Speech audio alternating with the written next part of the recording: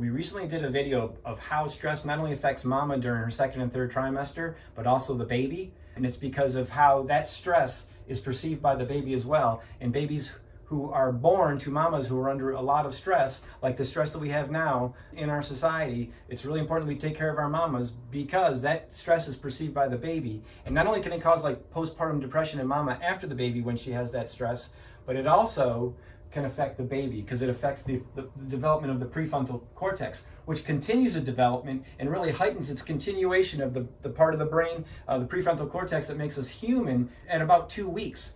So when you're holding that baby and you're talking with that baby, make sure that you're not looking at this thing when you're holding the baby, whether you're feeding or holding it, and it's the eye contact that develops or stimulates the prefrontal cortex, and it's the cooing and talking to the baby that develops the prefrontal cortex. And look at all the stuff that it's responsible for. It's the part that makes us a higher primate. Movement control, neuroendocrine control, that's hormone control, so they have good balance in their hormones. Executive function, that's the intelligence seat of the brain. Impulse control, so that they don't do things erratically. The prefrontal cortex is very inhibitory for a lot of things. So think of things like addictions or compulsive disorders. The prefrontal cortex is the thing that inhibits those things from happening. So even like post-traumatic stuff, that kind of thing.